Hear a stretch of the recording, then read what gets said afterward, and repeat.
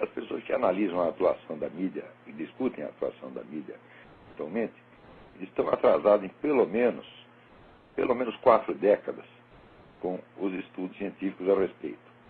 Por exemplo, quando há uma distorção qualquer, o pessoal imagina que ou foi um abuso, ou foi o que eles chamam de desinformação, ou então, vamos dizer, é a simples exploração da sociedade de espetáculo. Sociedade de espetáculo é um termo que entrou em circulação, foi posto em circulação pelo Guy Debord, vai fazer o que, acho que 7 décadas. Bom, depois disso, os estudos a respeito andaram muito, mas parece que no Brasil ninguém leu nada absolutamente.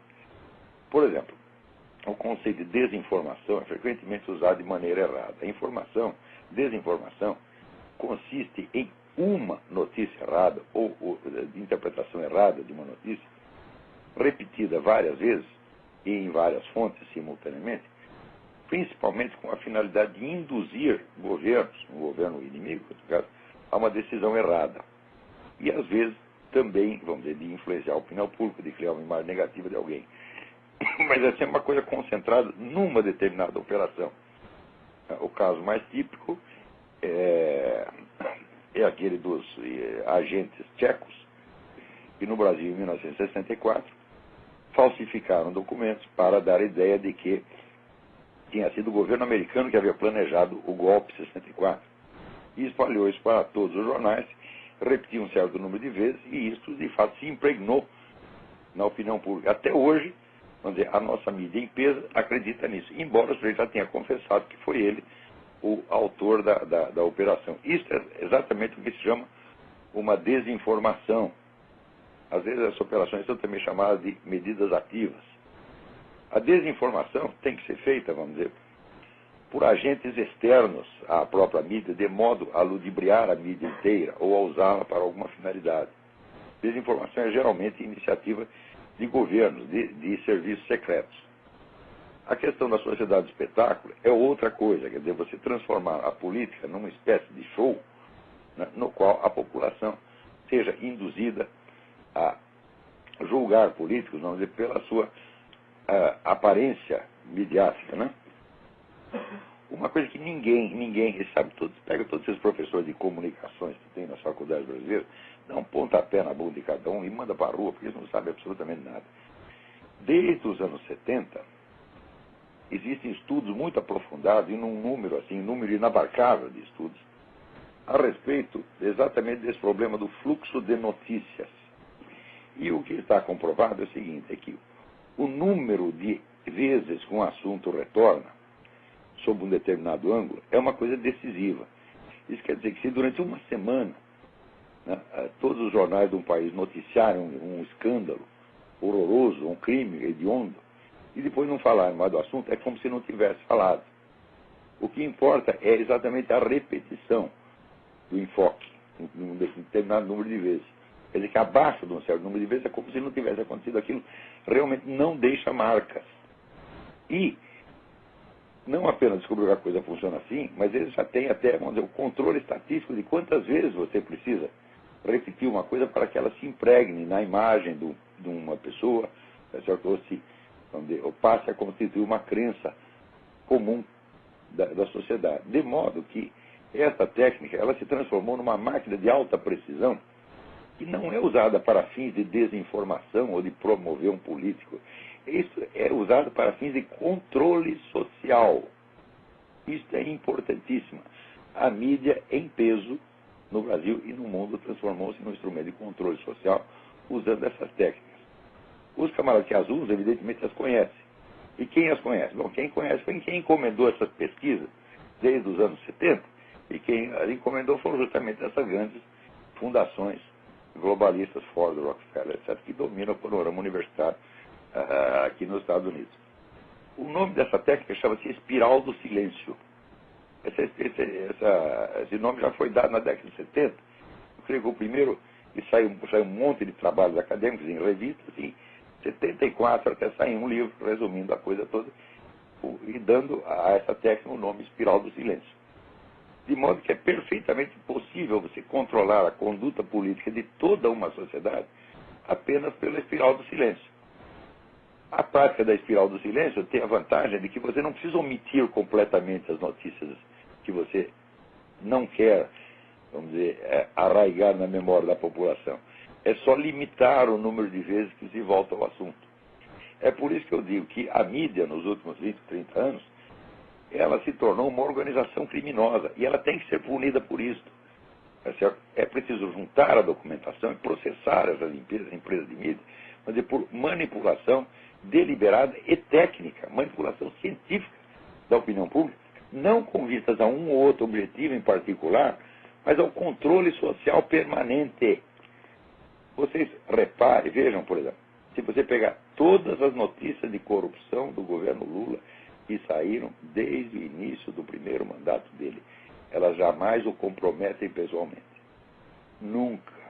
Quando levanta uma suspeita, é uma leve suspeita, e durante breve tempo ele depois não se insiste no assunto. Quando se fala, por exemplo, do mensalão, o pessoal associa exclusivamente ao Zé Dirceu.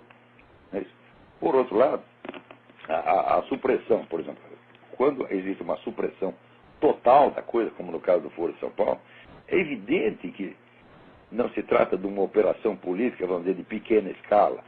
Aí se trata realmente de espiral do silêncio, quer dizer, fazer sumir um determinado assunto que é, de fato, o principal. Tá certo? Ao ponto de você criar uma imagem falsa que se propaga por toda uma sociedade, não por uma fração da opinião pública. Então, isso não é desinformação, isso não é sociedade de espetáculo.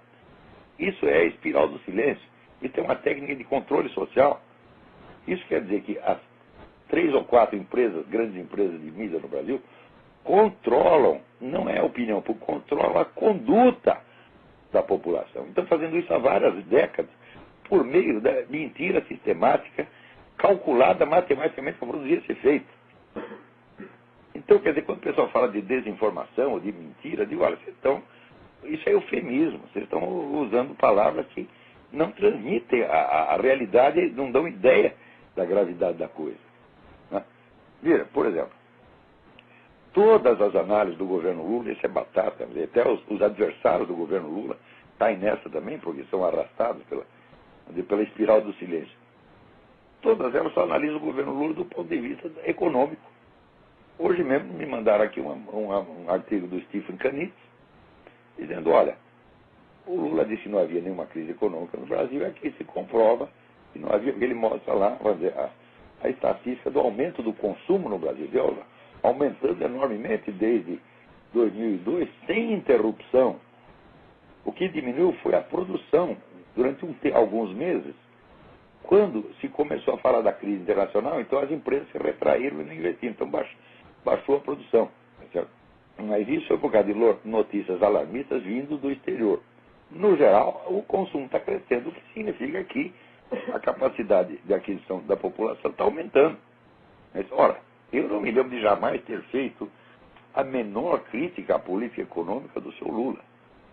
Se for julgar por isso aí, falo, bom, ele é claro que é um dos melhores governantes que nós já tivemos. Não tão bom, é claro, quanto o falecido Emílio Garrastazu Médici, durante cuja gestão o Brasil crescia 15% ao ano.